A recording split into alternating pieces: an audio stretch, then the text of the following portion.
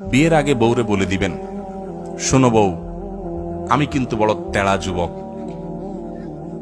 আমি কিন্তু 2 নম্বর পথে কামাই করব না। অতএব অন্য মানুষদের বউদের মতো সকাল বিকাল শাড়ি পাল্টাবা আর 3 পিস পাল্টাবা, মার্কেটে যায় কেনার পরে বলবা শুধু কার্ডের ঘষা দেন আর বিল দেওয়া হয়ে যাবে, এগুলো কিন্তু আমার দ্বারা হবে না। আমি কিন্তু হালাল খোর, আমি হারাম খোর না।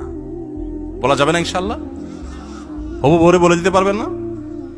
বেশিরভাগ ক্ষেত্রে দেখবেন ওই মেয়ে বলবে, আব্বু না, সমস্যা আছে ছেলের, কারণ তার দরকার কি?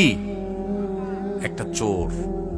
তার দরকার একটা চোর, তার দরকার একটা ঘুষখোর, তার দরকার একটা দুর্নীতিবাজ, তার দরকার একটা টিন চোর, তার দরকার একটা গম চোর। সে সৎ মানুষ পছন্দ। আপনি সাথে সাথে সেজদা পড়ে যাবেন, যাক, একটা চোর প্রিয় মানুষ থেকে আল্লাহ আমাকে মুক্তি দিছে। একটা সৎ মানুষ খুঁজবেন, চেষ্টা করা যাবে না ইনশাআল্লাহ?